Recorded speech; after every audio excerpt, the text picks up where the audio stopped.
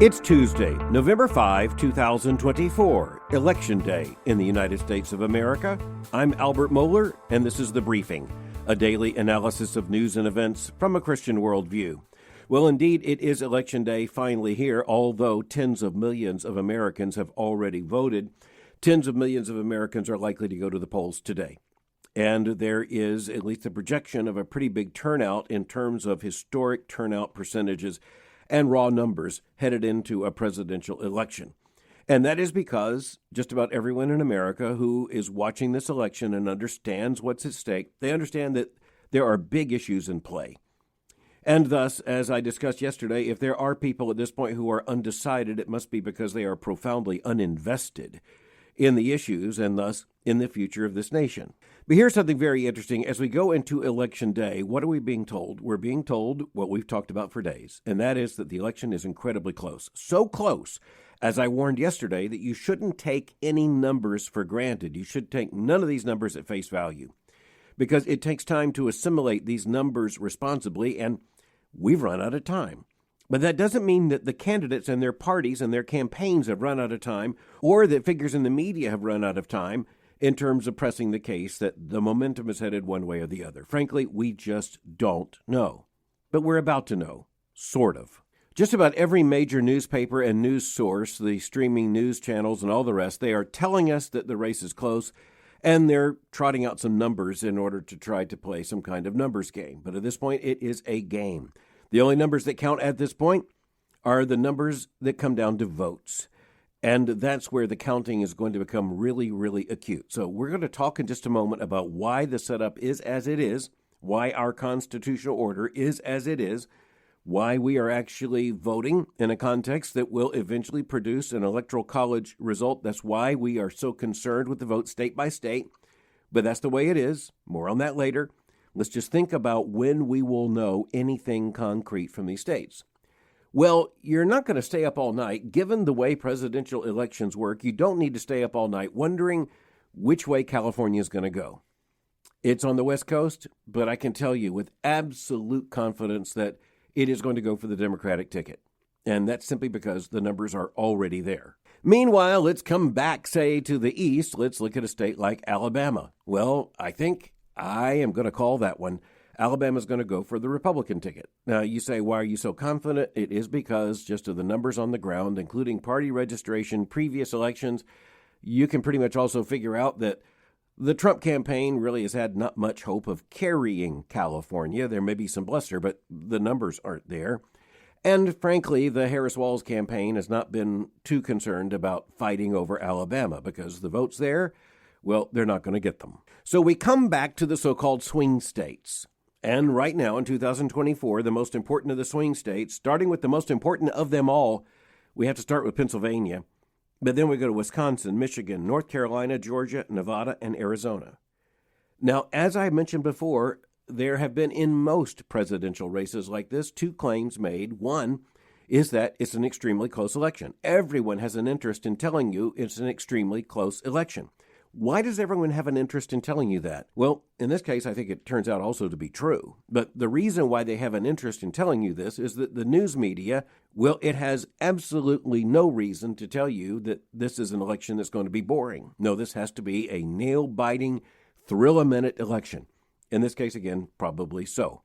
But when you look at the two campaigns, well, there's a similar picture here. Have you noticed how many of the surrogates for the campaigns have been pressed by news anchors and others for what they will do when their candidate might lose, and they don't answer the question? That's because in politics, that's considered a fatal fault. You never talk about losing until the election's over. Obviously, two people going head-to-head, one's going to win, one's going to lose. But you know what? Going into the election, no one's contemplating losing, at least on the record. And here's the way that plays out. If you are, say, way ahead, you feel like all the polling indicates you're way ahead. Your candidate is way ahead. Why do you play the close election? It's going to be a close game.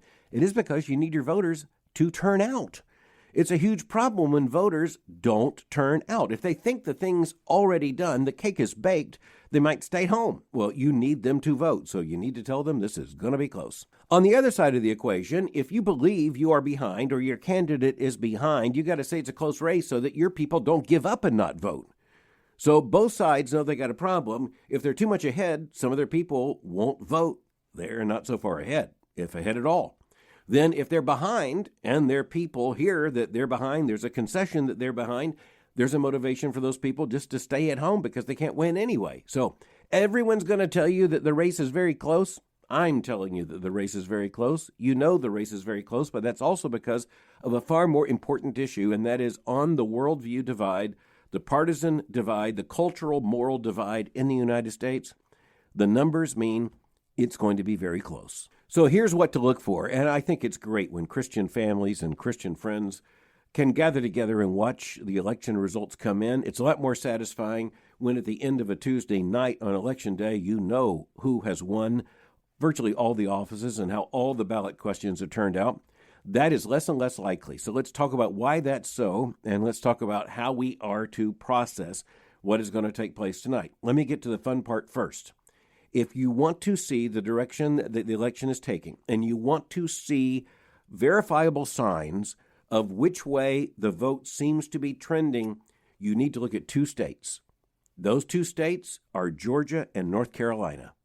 You need to be watching Georgia and North Carolina because they are both mentioned as swing states. You heard that already. Both of them are swing states, but both of them also have election laws and mechanisms that mean results will come in pretty fast. And those results should be known by sometime, well, around, say, 10 or 11 on Tuesday night. If not before, by that time, you should have a pretty good indication of how the vote is going in North Carolina and Georgia.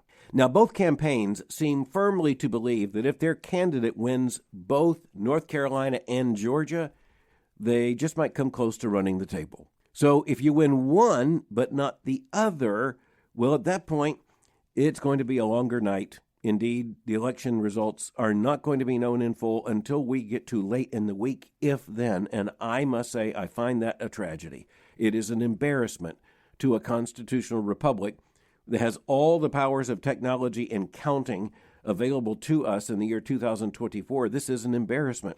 But it is because of a good principle, at least that good principle is the voting mechanisms are left up to the individual states. That's far better than having the federal government run this kind of thing from some centralized authority. But that being said, some of the states are better at it than others. And some of the states have adopted systems, laws, and procedures that make it much more difficult to count the votes. I think one interesting culprit in this case is the state of Pennsylvania. And again, it is the most important swing state of all the swing states this year. Both campaigns know it.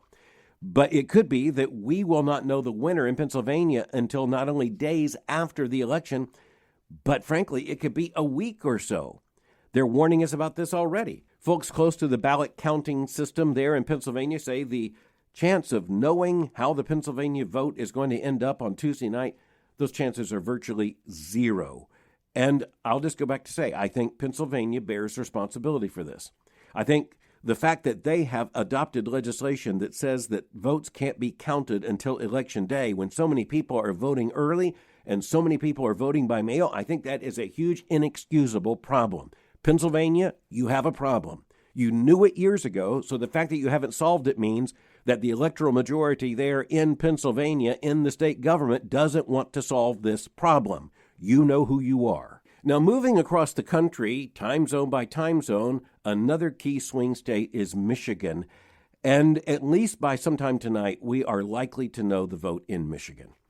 And that can be hoped for. At least authorities in Michigan are indicating they think the ballots are mostly going to be tabulated and reported sometime tonight.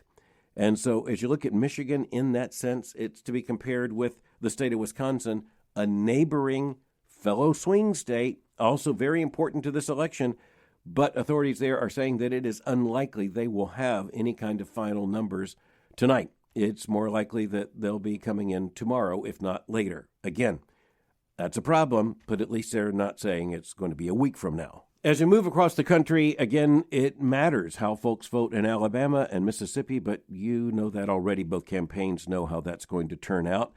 And you also look at states such as Illinois. It hasn't gone Republican statewide for a presidential election in some time. You can go further out and find some similar states. Of course, you get to the West Coast, and there you are, Washington, Oregon, California, deep, deep Democratic blue.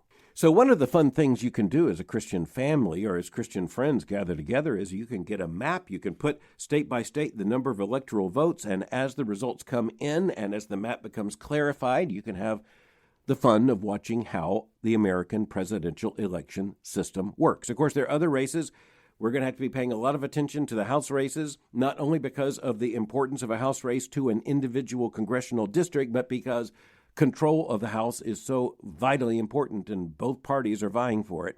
Same in the United States Senate, although it looks, at least at this point, like Republicans have an advantage, and at least unofficially, Republican authorities are indicating that they hope for 53 Republican seats in the Senate.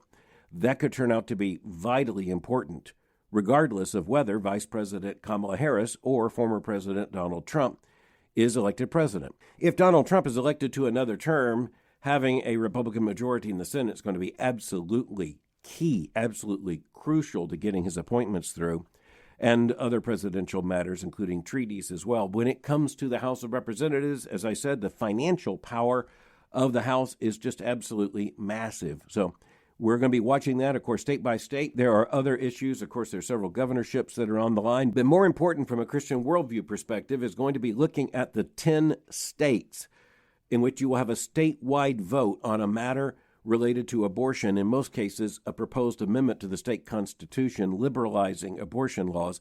So much is at stake here. Human life and human dignity are at stake here, so we're going to be watching those results very, very closely. Sadly, the pro-abortion movement believes that it is in the lead in at least 9 of those 10 states.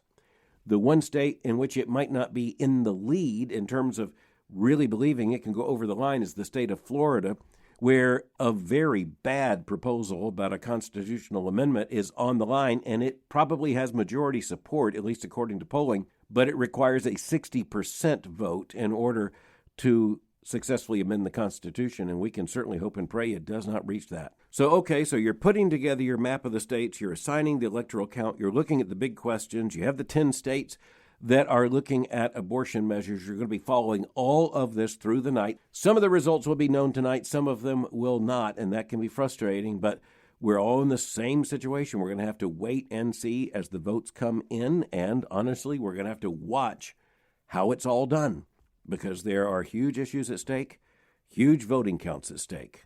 But we are talking about state by state, and one of the big issues of discussion we need to turn to now is the fact that there are so many people saying that we need to end the Electoral College. We need to change the way we elect presidents of the United States and move as a democracy towards direct democracy, with every single vote just adding up to a popular vote, and thus whoever wins the majority of the popular vote becomes president.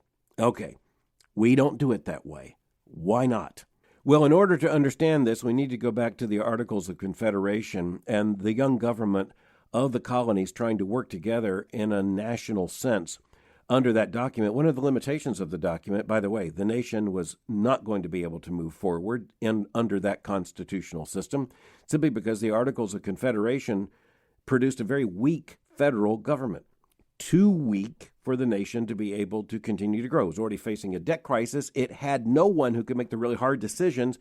That would require an executive, and there was no strong executive under the Articles of Confederation. So for that reason, a group began to meet, planning for a potential new constitution and a new constitutional order for the United States. They met at first under extreme secrecy, but the discussion about the possibility of a new constitutional order began to gain momentum, and those who had locked themselves away were locked into some very hot controversies, questions, and constitutional quandaries. So, one of the first questions is, do you have a strong chief executive? And the answer was yes and no, because the last thing Americans wanted, if you go back to that period in our founding era, the last thing they wanted was to overthrow a king only in order to end up with another.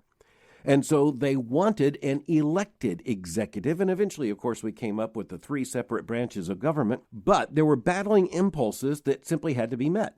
And some of this was, do we want a really strong government, or do we want a government at the federal level that's just strong enough. Well, the Articles of Confederation produced a government that clearly wasn't strong enough, but the last thing they wanted was a unitary federal government in which every power would eventually end up in federal hands. They didn't want that either. And so they wanted a government that would work, and that eventually produced the three branches of government as we know today. The legislative branch, that's Congress, but that was also controversial because is this a chamber of, say, slow action and deliberation, or is it a fully representative body in which you have something like direct democracy? And the answer is, well, it ended up both. The settlement was both. We have the House of Representatives and you have the Senate. The House of Representatives from the beginning was a popularly elected body. That is to say, voters vote directly for members of Congress. They do so by congressional district. But in the beginning, the Senate was not popularly elected. Members of the Senate were instead elected by state legislatures. That was changed through constitutional amendment, and now members of the United States Senate are also elected by direct democracy, direct democratic vote. A winning plurality, if not majority of votes in the respective states.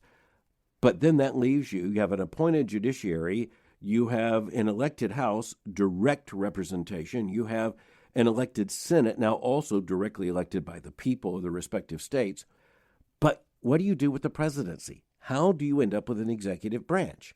And how do you make sure that it has enough power but not too much power? But what about the big states and the smaller states? They both have an interest, and the big states need the small states in order to have a union, but the small states, they've got to avoid being extinguished by the big states. And so that's why you end up with every state having two members of the United States Senate, regardless of population, and why you have the House seats apportioned by population, and that based upon respective 10-year cycles in the U.S. Census. So that's why a state like California, with a really large population, has over 50 congressional seats, whereas the states of Wyoming, South Dakota, Vermont, Delaware, and Alaska each have 3. That means 2 senators and 1 representative. So you are looking at a situation in which every state has 2 senators, but they have differing numbers of members of the House depending on population. So those 5 states actually have 1 more senator than they have members of the House because their population only sustains 1 member of the House for the entire state. But every state gets 2 senators. And guess what? That means that many people in a state like California say that's not fair because California has a population of 39 million, whereas, say, a state like Wyoming has a population of 586,000, but they each have 2 senators. Well, that was the arrangement that was reached in the constitutional negotiation so that the big states would also, with the small states, enter into a common compact. They have 2 seats, every single one of the states, 2 seats in the Senate, the upper house, and they have seats in the lower house, which are assigned by proportionate population.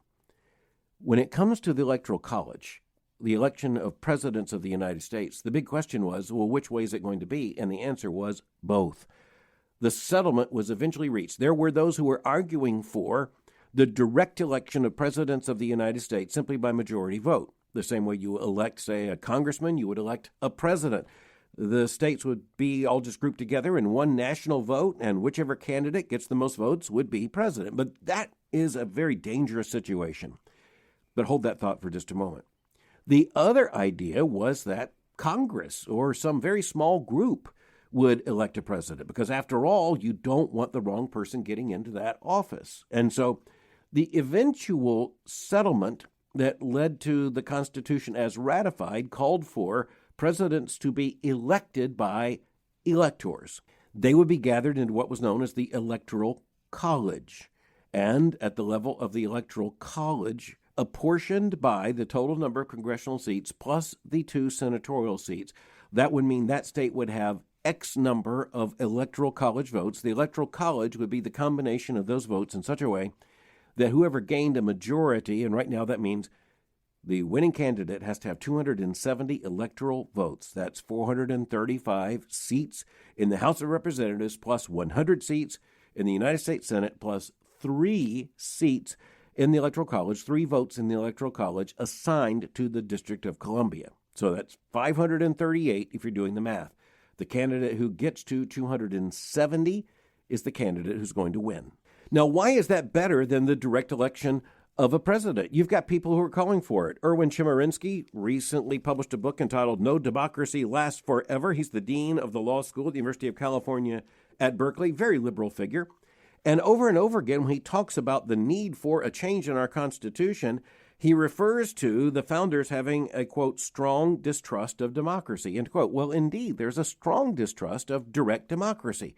That is to say, whoever gets the most votes is just elected to office regardless of what the office is and regardless of how the electoral system is put together. One of the big problems in the founding of the United States is that many people had absolutely no way of knowing much of anything about the candidates themselves, certainly a candidate for president of the United States. By the time the constitutional order was put together, with the Electoral College as a backup protection, the necessity that the winner of the presidency must win a majority in the Electoral College meant that there had to be some security that this person could well serve as president of the United States. And that takes us back to the fact that the man around whom so many of this was arranged, certainly the model of the first president, was George Washington. And there were those who voted for the eventual constitutional order with the Electoral College, believing that George Washington might be the first and last president elected by that kind of vote, whereas in other cases, the failure to secure a majority in the Electoral College would mean that the election would be thrown to the House of Representatives. And the idea was maybe that's the way it should work. Well, the reality is the Electoral College has changed somewhat. It is now state by state generally apportioned so that the person who wins the state, that is the presidential election, if Donald Trump wins the state, he gets all the electoral votes. If Kamala Harris wins the state, she gets all the electoral votes. Whoever gets to 271st will be declared to be president of the United States. But there are two states that actually apportion the Electoral College by congressional district, but only two, and in those states, only two of those seats are really in play. Going to a direct election of the President of the United States would have some undoubtedly unintended effects. For one thing, we would lose a very strong constitutional backup, because the way the Electoral College works, it's not just a plurality of the votes, it is the necessity of a majority of the votes.